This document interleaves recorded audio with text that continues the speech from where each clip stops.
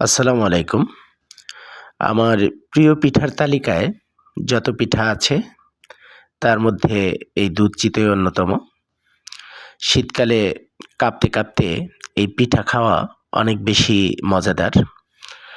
তবে ঢাকা শহরে তো কাঁপতে, কাঁপতে পিঠা খাওয়ার কোনো সুযোগ নেই। তাই অর্ধ ঠান্ডাই খেতে হয়। তারপরেও খুব টেস্টফুল একটা পিঠা।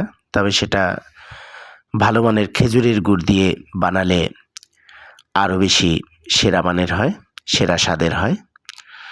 তো গতকাল মনে হলো শীত তো পড়েই গেল, তাই দুধ চিতই বানানো উচিত। তাই আম ফুটপাতে চলে গেলাম তাজমহল রোডের যে চাচার পিঠার দোকান থেকে ১০ টা পিঠা নিয়ে আসলাম। ২ লিটার দুধ নিয়ে আসলাম। সেই দুধের সাথে গতবারের কিছু খেজুরের গুড় ছিল আনা, সেটা দিয়ে মিক্স করে জাল করে নিলাম ভালোমতো। তারপরে চামচ-টামচ ভাড়া দিয়ে সেটাকে ভিজিয়ে দিলাম। সকালবেলা উঠে দেখি রস একটু কমই হয়েছে, কিন্তু তারপরেও পিঠা ভালোই হয়েছে।